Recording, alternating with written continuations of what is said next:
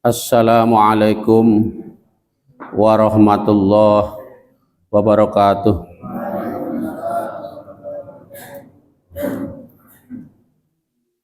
Alhamdulillah alladzi an'ama alaina bi ni'matil iman wal islam wa akhrajana minal kufri wad dhalam. Wassalatu wassalamu ala Muhammadin khairil anam wa ala alihi wa ashabihil kiram wa man tabi'ahum bi ihsanin ila daris salam.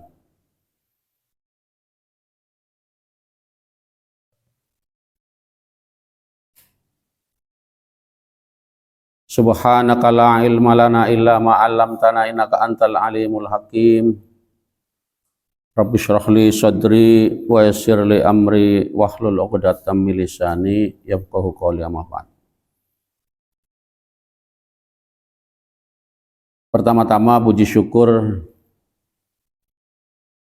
kehadirat Allah Subhanahu wa taala atas limpahan berbagai nikmat yang Allah telah curahkan kepada kita sekalian. Salawat salam semoga terlimpah pula kepada junjungan kita Nabi Agung Muhammad sallallahu alaihi wasallam.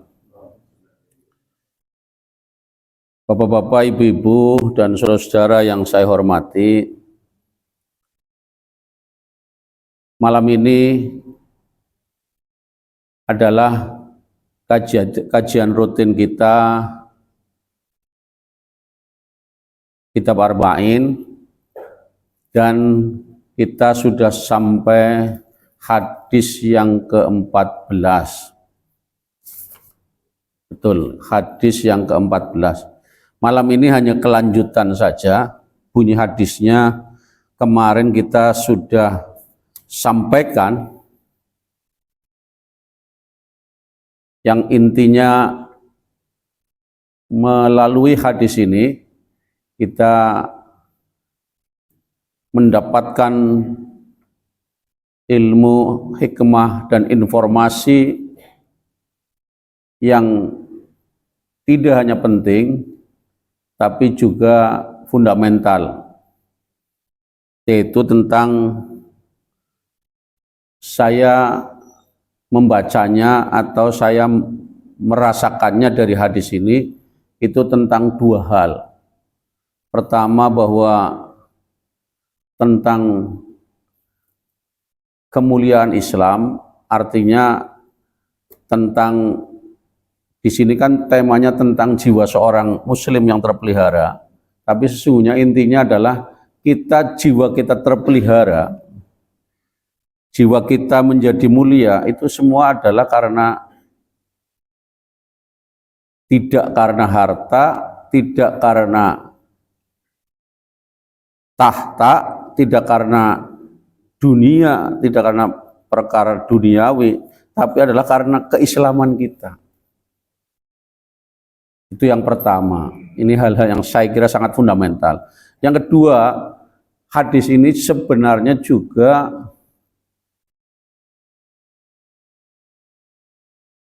menunjukkan dan menjelaskan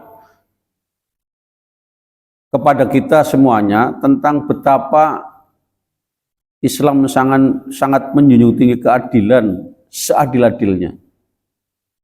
Adil dalam arti yang sebenarnya. Sebagaimana salah satu sifat Allah adalah al-adlu, Allah itu adil. Jadi kita melihat betapa keadilan dalam Islam itu sangat dijunjung tinggi. Di sini nanti ada hukum kisos, itu kan berarti tentang keadilan. Orang yang melakukan kesalahan kemudian dihukum, tidak dibalik. Orang yang tidak melakukan kesalahan karena tidak bisa,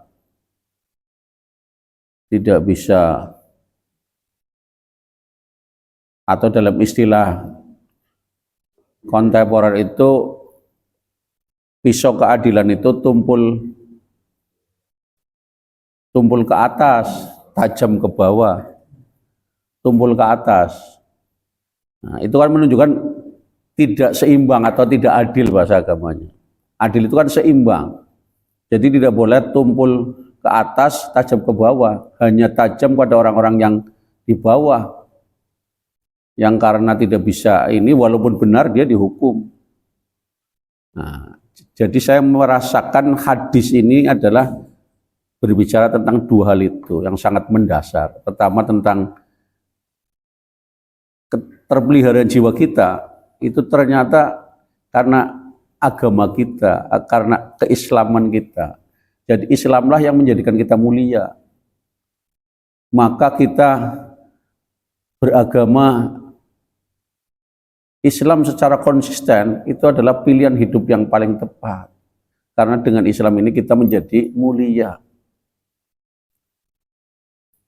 Yang kedua tentang keadilan yang sekarang menjadi trending topik ya di dalam banyak kehidupan.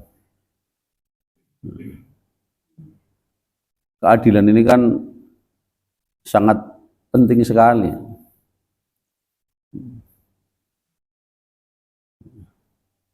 Keadilan itu bahasa Jawa kita itu adalah kita berupaya bagaimana kita tidak jomplang. Jadi seperti dua sayap pesawat itu terbang bisa ini karena sayapnya itu seimbang.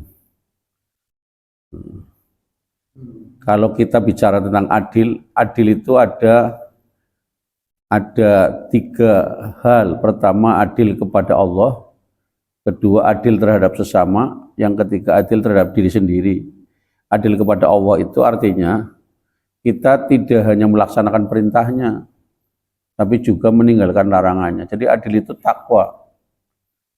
Kalau adil itu seimbang, jadi jangan hanya perintahnya dilakoni, tapi larangannya dikerjakan. Itu namanya tidak adil. Itu dua sayap, itu sayap. Kalau diibaratkan dua sayap kapal terbang itu jomplang. Jadi dalam waktu yang sama tidak hanya melaksanakan perintahnya, tapi juga menjauhi larangannya. Itu namanya adil. Atau jangan dibalik, larangannya ditinggal, tapi perintahnya juga ditinggal. Itu namanya tidak adil. Jadi adil kepada Allah itu seperti itu. Jangan kita rajin sekali, sholatnya iya, maksiatnya tetap. Nah, itu jangan. Itu namanya nggak adil. Itu adil. Adil terhadap sesama juga begitu. Sebenarnya adil kepada sesama itu kan hakikatnya adil terhadap dirinya sendiri. Mengapa kita harus adil kepada sesama, kepada semua orang memberikan perlakuan yang sama? Karena kita juga kalau diperlakukan tidak sama, kita sering murka, sering emosi, ya, sering emosi apa gitu, sering emosi, ya. Jadi ya, kita jadi sering munjuk istilahnya, sering naik pitam. Sedangkan adil terhadap dirinya sendiri adalah perlakuan kita terhadap struktur tubuh kita. Tubuh kita terdiri dari jasmani, rohani. Itu jangan jasmani melulu. Pada jasmani luar biasa, olahraga, makan 4 sehat, 5 sempurna, 6 kenyang. Ya, jadi maksudnya demi ini kalau makanan yang sangat luar biasa dijaga, makanannya terpenuhi, olahraga terpenuhi, perawatan kecantikan, perawatan tubuh luar biasa. Ada skincare, ada apa? Fresh body lah pokoknya ya. Jadi ada lulur, ada pijat dan lain-lainnya. Pokoknya luar biasa demi tubuh luar biasa. Demi tubuh seperti itu, demi rohani juga harus seperti itu. Jadi harus ini namanya adil. Adil itu seimbang. Jadi jangan ini ya. Juga jangan dibalik. Demi rohani luar biasa, esok sore nang masjid terus segala macam. Tapi tubuh harus dipikiri. Ini namanya nggak adil. Jadi sesuai dengan struktur tubuh kita, manusia itu kan terdiri dari fisik, mental, intelektual. Jadi fisik yang kita penuhi, mental, rohani juga kita penuhi, intelektual, otak juga kita penuhi. Anak itu harus di sekolah, usia sekolah, orang sekolah. Ini nanti nggak terpenuhi. Nanti kalau kita tidak terpenuhi secara intelektual, nanti kita menjadi orang yang sehat secara fisik, bergas waras secara fisik, baik secara rohani, tapi apa namanya? Tapi kita menjadi orang yang, kalau istilah Pak Rocky Gerung, menjadi orang yang dungu, menjadi orang yang dibodohi banyak. Ini kita tidak bisa hidup kompetitif, ya, tidak bisa hidup, tidak bisa apa namanya bersaing dalam kehidupan yang semakin kompetitif ini. Ini antara lain ini keadilan. Ini saya kira hadis ke-14 ini sebenarnya berbicara dua hal itu. Yang paling pokok intinya hikmah yang bisa kita peroleh itu adalah itu. Baik Bapak saya hormati, saya kemukakan kembali inti hadis itu, yaitu la yakhillu damu mri'in muslimin, tidak halal darah seorang muslim yashhadu an la ilaha illallah wa anni rasulullah, tidak halal darah seorang muslim yang bersaksi tidak ada Tuhan selain Allah, wa anni rasulullah, dan aku adalah rasulnya, maksudnya Muhammad Rasulullah, illa bi ihda salasin, kecuali karena satu dari tiga hal berikut, kecuali karena salah satu atau kecuali karena satu dari tiga hal. Yang pertama adalah as-sayyibuz zani, orang yang sudah menikah atau janda atau duda yang berzina. As-sayyibuz zani itu orang yang wis kawin tapi zina. Zina itu berhubungan badan tidak dengan pasangan hidupnya. Wis janda duda wis ana pasangane, isi kelakon. Nah, itu nama as-sayyibuz zani. Ya. Iya. Ya kayak gue lah bangsane. Ya. Kemudian yang kedua adalah wan nafsu bin nafsi. Ya. Jadi membunuh orang lain ya dengan sengaja tanpa alasan syar'i ya. Jadi bukan dalam peperangan. Jadi membunuh orang. Itu yang kedua. Yang ketiga adalah wattariku lidinihi al-mufariq lil jamaah, meninggalkan agamanya atau memisahkan diri dari jamaah. Dari agama. Agama ini sangat menentukan, Pak. Mohon maaf, kita walaupun hubungan saudara itu sangat luar biasa, tapi dalam Islam hukum waris itu hilang hak waris kita kalau kita agamanya beda. Salah satu ashabul furud,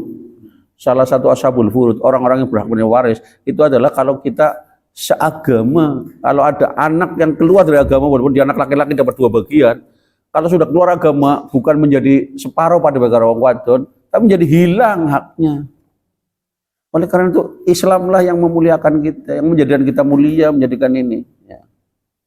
Benar, persaudaraan itu secara persaudaraan dia secara biologis itu sangat luar biasa, mengikat hubungan persaudaraan. Tapi dalam banyak hal agama ini, persaudaraan karena keagamaan ini lebih segala-galanya.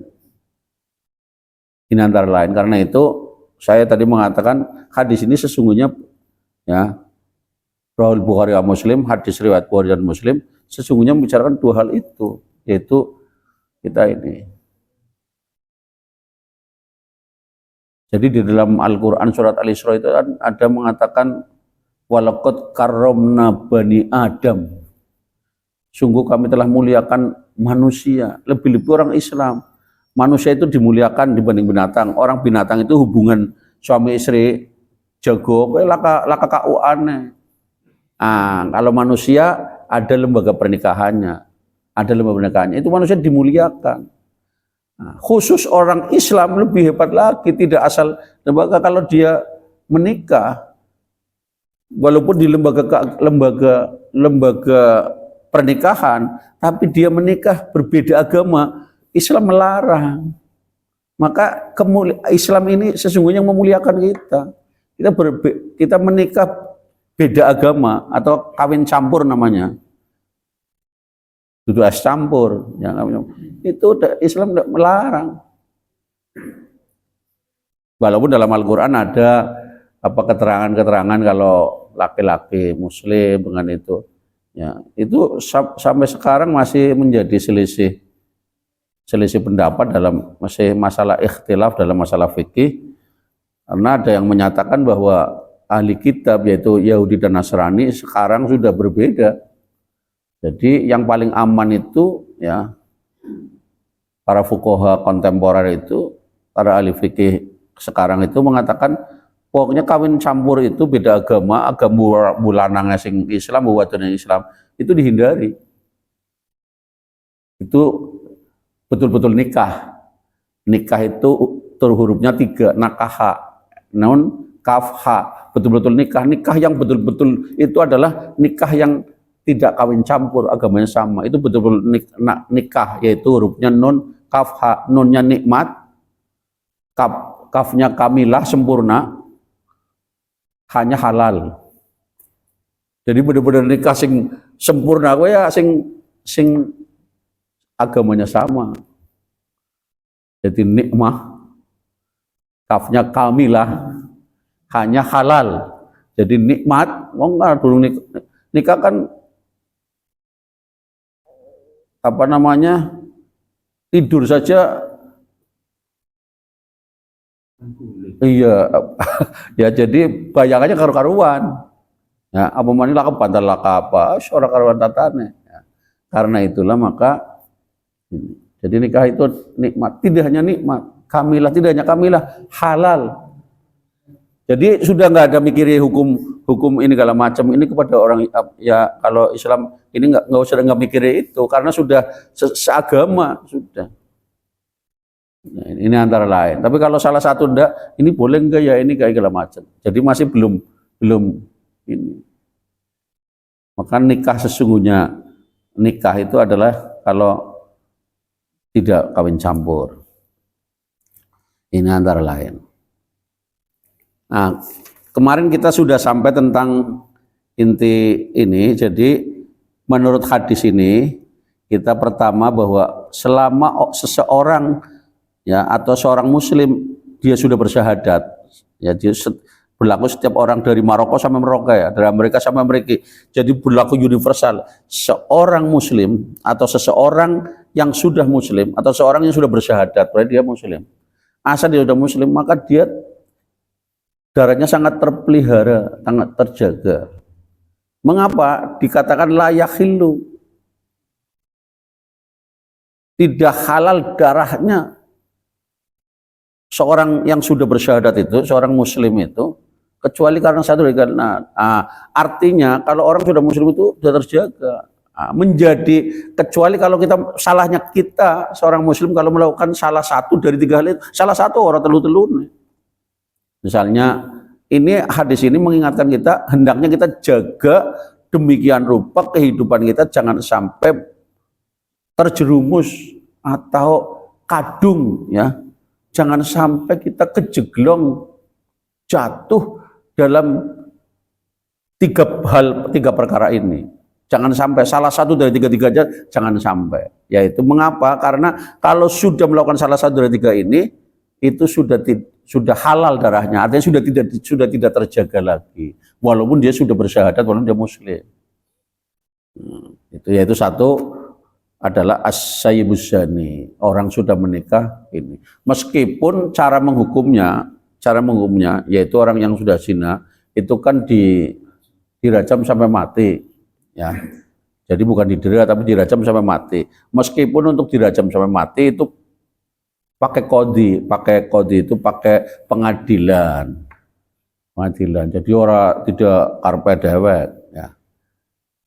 Pakai pengadilan dan itu harus 4 orang saksi, Pak. Jadi seorang zina itu laporkan harus 4 saksi, bukan 2 saksi, harus 4 saksi. Kurang tidak boleh, harus 4 saksi. Itu antara lain. Jadi ketentuan itu ada dalam surat An-Nur, itu nanti bisa dilihat. Jadi tentang orang yang berzina. Memang dalam Islam sangat berat sekali masalah zina itu. Makanya sampai ada ayat wala taqrabuz zina, jangan sekali-kali dekati zina. Dekat aja nggak boleh. Kenapa? Karena kalau zina, kalau sampai dilakukan seperti itu kalau sudah menikah. Kalau belum menikah, bujang, orang kuat atau orang tahan, dia ini segala macam, itu juga dihukum, tapi bukan dirajam, didera atau dicambuk 100 kali. 100 kali. Orang dicambuk toh, Pak. Setelah dicambuk 100 kali, diusir dari kampungnya selama 2 tahun. Zaman Umar bin Khattab itu kan ada yang orang seperti itu dicambuk, durung sampai ping 100 meninggal. Nah, jadi di dunia itu antara lain. Jadi orang diusir, Pak. Orang diusir pipi, orang diusir pipi orang nanti ngelang kampungnya nang kuburan. Orang meninggal sih ya. Ini antara lain. Jadi itu dalam Islam itu kalau bisa jadi didera 100 kali. Tapi kalau sudah menikah as-sayyib atau muhson namanya. Muhson, kalau yang bujang namanya baru muhson. Kalau yang sayyib itu dirajam sampai mati. Itu hukumannya. Ini antara lain. Maka dia maksudnya darahnya sudah tidak lagi terjaga karena bisa dihukum. Maka Islam ini yang memuliakan kita. Artinya kalau kita Islam jaga asal selama tidak berbuat melanggar, kita terjaga. Waris yang kita peroleh karena agama, kalau macam ini antara lain. Jadi agama kita sangat memuliakan. Yang kedua adalah di sini adalah wan nafsu bin nafsi, yaitu membunuh. Kalau membunuh beda dengan zina. Kalau zina hukumannya sudah pasti, tapi kalau membunuh, keluarga yang terbunuh, yang dibunuh itu memaafkan, itu hukum bunuh tidak terjadi. Tapi kalau zina, wongnya orang apa-apa, sing di zina, orang keluarga orang apa-apa, tetap dihukum. Wong karena zina itu suka sama suka ya tetap dihukum. Wong karena kayak mati-mati kelakon dia suka sama, kadang ada yang diperkosa, ada yang dipaksa, tapi ada yang ini. Tapi kalau yang diperkosa itu yang dihukum ya yang memperkosa. Tapi kalau yang diperkosa sebulan menikmati ya pada ya, jadi ini antara lain. Jadi ya oleh karena itulah maka ini sangat berat. Dalam Islam itu sangat hal ini. Kemudian yang kedua membunuh itu kalau keluarga yang terbunuh itu memaafkan, itu tidak jadi, Pak. Jadi dibunuh itu bisa dicabut, iya, batal. Tapi kalau biasanya nanti pengadilan menggantinya dengan denda, dengan diat. Ya, jadi dengan denda sebagai gantinya. Itu biasanya kebijakan negara atau negara macam kemudian ditentukan sebagai denda karena menghilangkan nyawa, ya. Biasanya pertimbangan keluarga itu memberi ampun karena orang yang melakukan itu seharinya baik dan lain-lain misalnya, atau karena pertimbangan lain yang melakukan itu misalnya ternyata masih punya hubungan saudara dan lain-lain. Tapi biasanya ini antara lain, tapi biasanya kalau sudah soal bunuh jarang sekali orang memaafkan. Artinya pelanggaran-pelanggaran ini yang menyebabkan darah kita tidak terpelihara. Itu. Kemudian yang ketiga murtad, keluar dari Islam.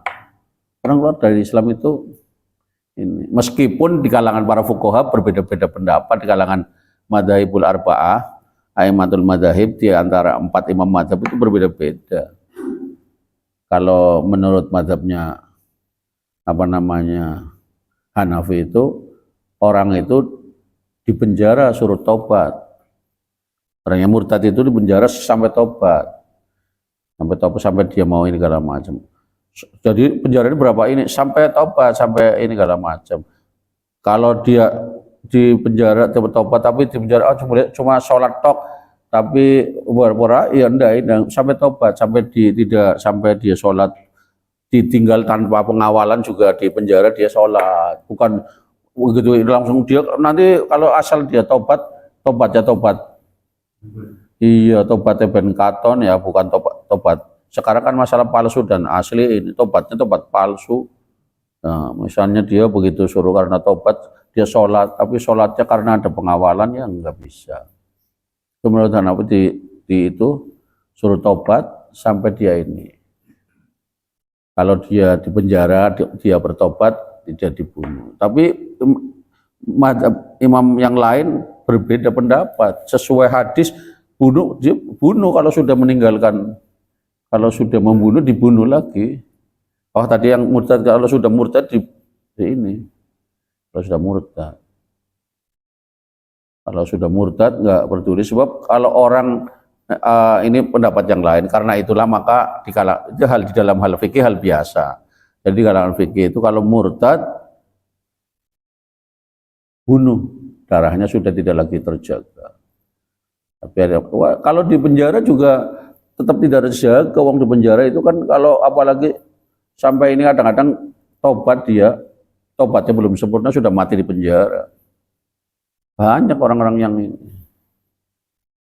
itu kasus-kasus perbankan, kasus-kasus korupsi itu banyak orang yang di penjara karena tidak tahan di penjara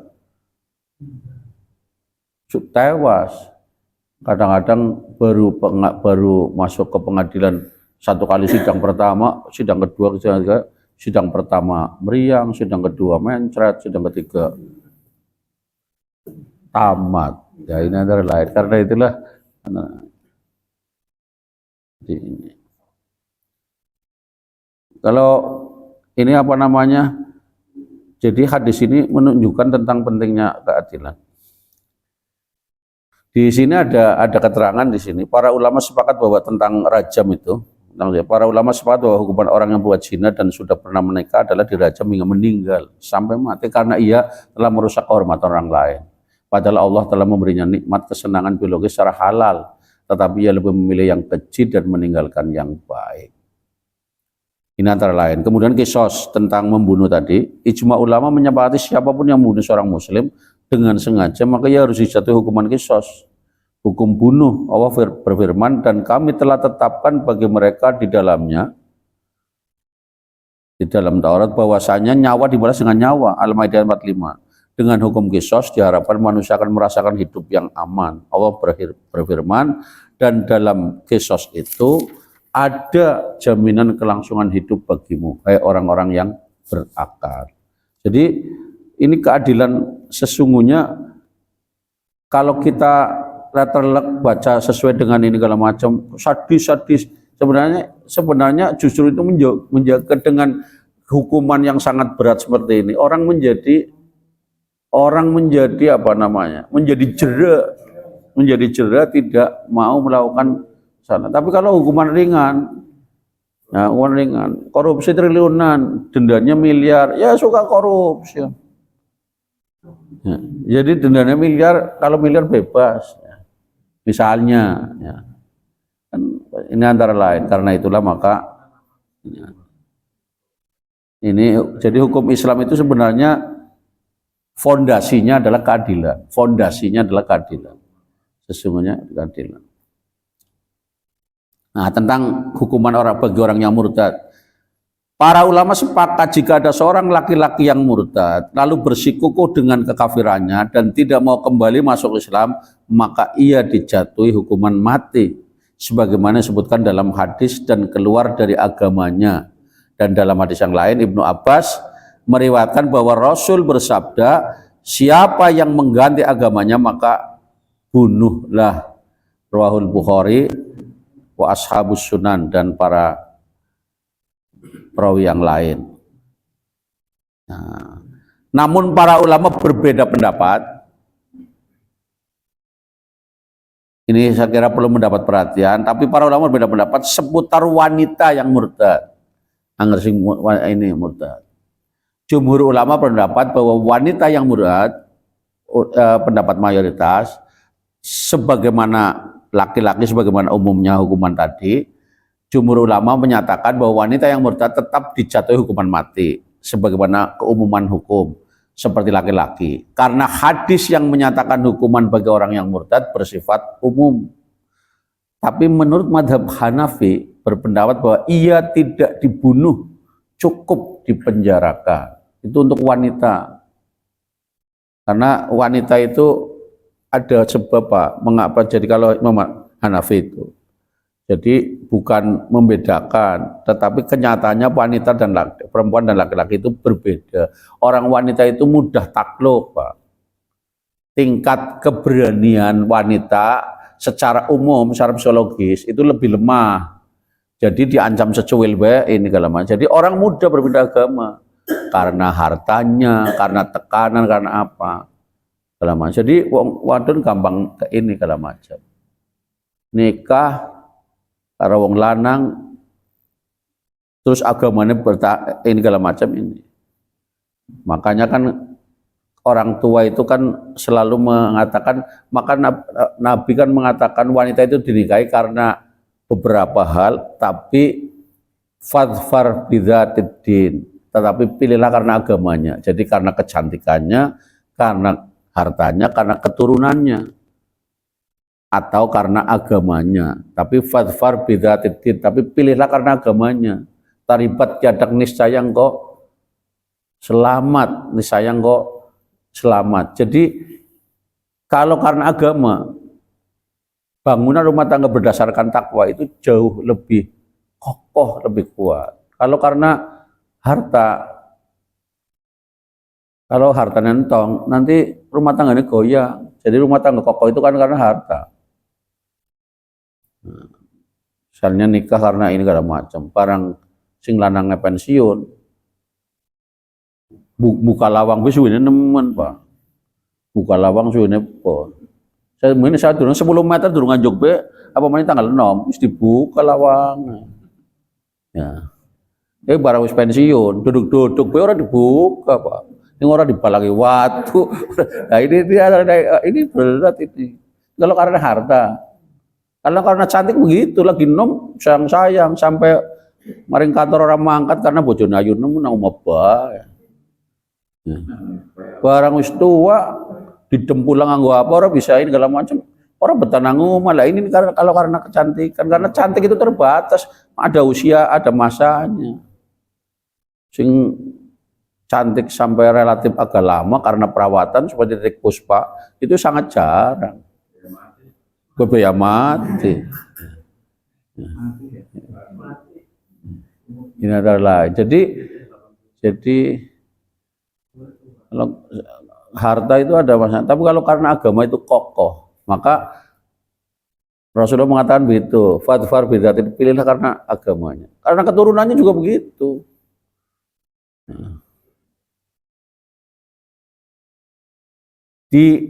Di dalam kehidupan sudah ada contohnya Pak.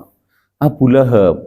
Abu Lahab itu masih, kalau keturunan ya, itu masih keturunan Nabi Pak. Masih keluarga Nabi, masih saudaranya paman. Abu Lahab. Abu Lahab. Dia keturunan dari sisi keturunan Nabi, dari sisi ini kan keturunan Nabi, masih saudara. Ya Nabi Abu Lahab. Dia tokoh, punya kedudukan. Kabar Quraisy. Istrinya namanya Arwa bin Harb, tapi namanya tidak terkenal. Nama yang terkenal adalah namanya Ummu Jamil. Nama istrinya Abu Lahab. Seperti Abu Bakar itu kan bukan nama aslinya, namanya Abdullah bin Utsman. Nama Arwa itu nggak dikenal. Semua mengatakan istrinya Abu Lahab namanya adalah Ummu Jamil. Mengapa artinya Ummu Jamil? Ummu artinya ibu, Jamil artinya cantik. Karena dia ratu kecantikan, maksudnya ngeresai kayak karena lomba, dia ratu kecantikan, maksudnya saking ayunnya Pak. Coba bojone ayu, Abu Lahab ganteng Pak. Saya kira apa ya bisanya dia dapat istri cantik karena dia ganteng. Abu Lahab, angger orang ganteng orang bakal gelem mau ngadon ayu, aku kalau macam, aku ayu oli wong kok sampean ireng, sorry ya, kan bisa kayak gitu. Ya jadi ini adalah Abu Lahab itu ganteng. Dia istrinya cantik, masih keturunan Nabi, pangkatnya dhuwur, tapi maring neraka orang pertama, Pak. Dina paling pertama. Mengapa? Karena hidupnya tidak ikuti agama. Dia malah melawan agama, melawan Nabi. Masih saudara sendiri. Jadi ini antara lain karena itulah maka keturunan itu tidak abadi. Di akhirat itu yang abadi adalah bagaimana kita konsisten dan komentar terhadap agama. Ini antara lain. Jadi ini mengenai orang murtad. Jadi murtad itu jumhur ulama orang lanang orang wadon ini, tapi Hanafi orang wadon di penjara sampai tobat. Nah ini antara lain. Tapi kebanyakan mereka juga seringnya begitu. Wanita itu lemah di penjara ya akhirnya mati di penjara. Kemudian yang kelima hukuman yang ini ya adalah meskipun dikatakan di situ 3 hal, tetapi di sini ada mengatakan meninggalkan sholat. Karena meninggalkan sholat itu masuk wilayah 3 hal itu, yaitu wilayah murtad. Orang dikatakan murtad kalau meninggalkan sholat. Jadi walaupun dia tidak murtad, hukumnya masih Islam. Ini antara lain ada meninggalkan sholat. Para ulama sepakat bahwa orang yang meninggalkan sholat karena ingkar, maka ia telah murtad dan jatuh hukuman mati. Memang ada hadis sih Pak. Jadi orang kalau sudah meninggalkan sholat itu dihukumi kafir. Kata Nabi, al-ahdul ladzi bainana wa bainahum as-sholah faman tarakaha faqad kafar. Al-ahdul ladzi bainana wa bainahum, janji erat antara kami dengan mereka orang-orang muslim. Jadi Nabi itu sudah nggak ada, tapi Nabi itu membuat perjanjian yang abadi sampai beliau sudah meninggal. Itu ada ikrar dengan kita. Janji erat antara kami dengan mereka orang-orang muslim adalah sholat. Sholat itu perjanjian kita dengan Nabi, Pak. Adalah as-sholah wa man taraka, siapa mereka, yaitu orang-orang muslim, siapa di antara orang muslim berani meninggalkan janji itu, meninggalkan sholat, faqad kafar, maka kafirlah dia. Nah, maka kafirlah dia, karena kafir itu artinya murtad dia, karena murtad dihukum. Maka walaupun di sini ada ceritanya tentang 3 hal itu, tapi di sini yang berikutnya adalah meninggalkan sholat. Mengapa? Karena meninggalkan sholat dipandang sebagai murtad. Adapun jika ia meninggalkan karena malas dan masih mengakui bahwa sholat itu hukumnya wajib, maka para ulama berbeda pendapat terhadap orang yang meninggalkan sholat. Dia orang muslim, tapi sholat kumat-kumatan ya. Jumhur ulama berpendapat bahwa orang seperti ini harus dimintai untuk tobat. Jika ia tidak mau tobat, maka ia dijatuhi hukuman mati. Kalau orang gelem sembahyang, tapi si melayu, tapi suatu ketika sholat ini. Tapi kalau dia nggak mau, maka dia tetap harus hukuman mati. Tapi hukuman matinya itu bukan karena murtad, tapi karena melanggar. Karena pelanggarannya itu tidak sholat. Orang tidak sholat hukum mati. Ini antara lain. Nah, Imam Ahmad dan sebagian pengikut mazhab Maliki berpendapat bahwa orang seperti ini dijatuhi hukuman mati karena telah kafir tadi. Nah, sedangkan yang lain mengatakan dia melanggar. Sedangkan mazhab Hanafi berpendapat ia dipenjarakan hingga ia mau sholat atau mati dalam penjara. Selama menjalani hukuman kurungan, ia juga dihukum cambuk atau sejenisnya. Jadi misalnya orang hukuman mati di penjara, tapi di penjara cambuk, taubat sama ini keramat, sehingga seringnya di penjara akhirnya mati. Allah berfirman, dan tegakkanlah sholat dan janganlah kalian menjadi bagian dari orang yang musyrik, dari orang-orang yang tidak sholat. Ini antara lain.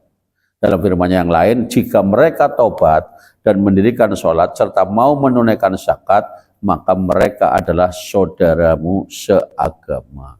Jadi ukuran kita saudara adalah gelem sholat. Makanya para orang Islam, orang laki-laki itu dianjurkan ke masjid karena sholat itu identitas. Angger wong ora tau maring masjid mungkin sholat, tapi orang ini kecuali karena sakit, karena sudah sepuh, sudah segala macam. Oke, namanya iya ada uzur ya. Tapi kalau orang tidak pernah ke masjid, ya apa maning awake sehat, seger nom. Nah, wong ora tau maring masjid, maghrib ora, oh isanian, isya ora, subuh nian apa maning. Nah, misalnya ini repot ini. Maka dari itu ya setorailah ya. Jadi kita ini. Sholat itu adalah setor muka kita kepada Allah, bukan kepada manusia, tapi minimal sebagai identitas di antara manusia ini, kita sebagai setor sosial ini, kita ini ada di masjid, ya apa maghrib, bapak ini segala macam. Hah? Ya itu tadi itu Allahulladzi faqad kafar itu kafirlah dia. Itu kalau mohon maaf ya Pak, dalam satu hadis itu orang walaupun muslim enggak muslim tapi tidak sholat sampai mati dia, itu jahiliyah Pak, dan itu tidak disolat tidak boleh disolatkan. Nah, tapi bagaimana Pak, mereka kadang-kadang kan orang ke masjid itu kan orang ke masjid itu kan hanya waktu mati, hanya waktu waktu sholat, dia nggak pernah sholat tapi waktu sholat itu begini dalam pengamalannya di dalam kehidupan itu memang tidak boleh disolati, tetapi kita kadang-kadang kan menghargai yang hidup keluarga. Kadang-kadang ada orang seperti itu keluarganya baik, kita itu masalahnya. Seperti orang bunuh diri kan nggak disolati, tapi kan kadang-kadang kita gimana ya? Lah iya, itu misalnya itu kadang-kadang kita seperti itu. Karena itulah maka ini ada orang yang mohon maaf Pak, jadi pandangannya sangat duniawi. Orang-orang yang tidak ibadah, orang yang tidak sholat, uripe kepenak. Akhirnya justru kongkon sholat angelen nemen. Kon misalnya sholat angelen nemen, sing sholat banyak kan uripe susah. Ini drok ini orang-orang seperti ini. Ini apa ya? Drok itu apa ya? Yang lain itu di dalam surat At-Taubah dikatakan, janganlah wala tu'jibka amwalahum. Janganlah kamu terpesona dengan harta mereka, orang-orang kafir. Jadi orang-orang kafir itu kadang-kadang ini Pak, wong sing ora ibadah, orang itu kadang-kadang hidupnya luwih kepenak. Jangan sampai kita terpesona, karena dunia itu tidak akan abadi, tidak akan menyelamatkan dia ini, tidak sampai akhirat. Karena itulah maka ukurannya jangan dunia. Jadi masalah sholat itu masalah cukup fundamental, cukup mendasar. Karena apalagi sering orang ketika membahas mengenai sholat, disampaikanlah hadis-hadis tentang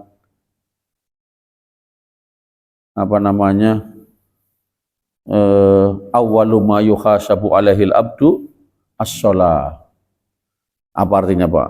Yang paling pertama kali dihisab pada seorang hamba kelak di hari kiamat adalah as-sholat.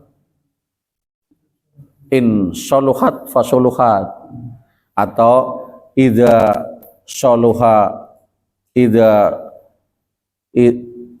soluhat fasoluhas sairu amali. Jika baik sholatnya, maka baiklah seluruh amalnya.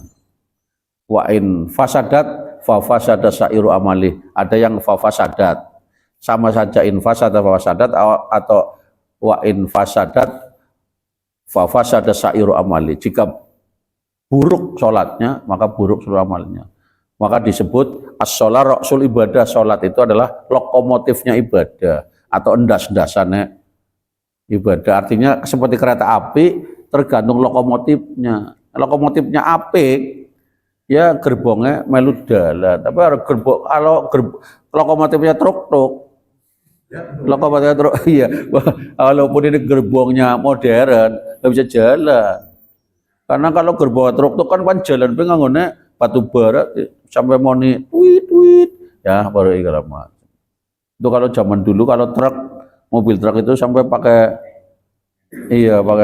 ini itu repotnya. Karena itu yang ringan membawa gerbong itu kalau lokomotifnya bagus, kalau sholatnya bagus, sholat bagus itu akan ringan. Jadi sholat itu sangat penting. Itu antara lain. Nah, di sini disebutkan siapakah yang melaksanakan hukum kisos, hukuman mati tadi, karena itu kan orang berzina hukum, orang membunuh dihukum, orang kafir dihukum tadi kalau dia keluar dari Islam. Siapa? Nah, pelaksanaan kisos dilakukan oleh wali dari orang yang dibunuh dengan perintah hakim. Maksudnya dari orang yang sudah mati kan nggak bisa membalas, maka oleh wali, oleh keluarganya, ya. Dengan perintah hakim, maksudnya melalui orang karpet dewek. Nah, nggak boleh nguncuki barang-barang terus nggak bisa. Demikian halnya orang yang murtad dan pezina muhson. Jadi asa atau sayyib. Jadi semua itu harus dengan pengadilan, pakai jalur qadhi, lewat proses, ya. Jika ada wali yang melaksanakan hukuman tanpa perintah hakim, tidak lewat pengadilan, maka wali juga mendapat takdir. Takdir itu mendapat hukuman ringan. Jadi mendapat hukuman ringan karena telah melanggar wewenang hakim. Jadi bukan hukuman mati mendapat hukuman. Misalnya denda atau misalnya penjara seminggu atau ada ketentuan kalau hukum yang berlaku di tempat itu. Ini antara lain, jadi harus melalui pengadilan. Kalau di Arab itu karena berdasarkan hukum Islam itu sudah ada. Hukum kisos itu dilaksanakan tiap hari pada Jumat di masjid, namanya Masjid Kisos. Makanya kalau habis ada dilaksanakan hukum kisos, Pak, itu hari Sabtu atau Jumat sore atau Sabtu Minggu. Kalau kita haji berkunjung ke sana Sabtu Minggu, kok banyak burung apa? Burung itu kasih apa? Burung apa yang sing apa? Gaok pokoknya burung itulah, kalau segala macam itu banyak. Nah, kadang-kadang saya kebetulan mohon maaf beberapa kali. Jadi apa ya, waktu 2007 saya ke sana itu banyak. Lah itu almarhum Hisam mengatakan ini kalau kebanyak, ini berarti Jumat kemarin baru dilaksanakan, dan betul ternyata ada jadwalnya, itu kan ada jadwalnya belum baru dilangsungkan. Tapi kalau tidak ada itu, sekarang orang haji umroh ke sana jarang ada burung itu. Karena apa? Jarang sekali, karena hukuman mati itu sesuatu yang jarang dilakukan karena orang pada jera melakukan kejahatan. Jadi jarang. Nah, tapi pada suatu ketika ada dilaksanakan, kalau terjadi itu hari Sabtu atau Minggu itu burung masih berseliweran, Pak, karena habis ada ini. Burung-burung itu kan betah kalau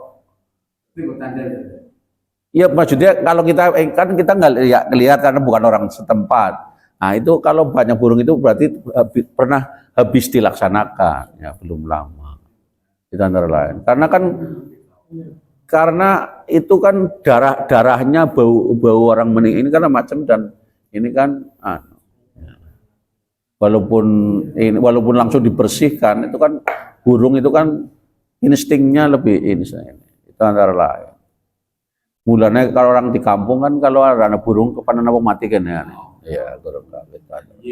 Sebenarnya iya dulu. Padahal itu enggak ada pengaruh sama sekali, apalagi mau meninggal kau sudah tahu.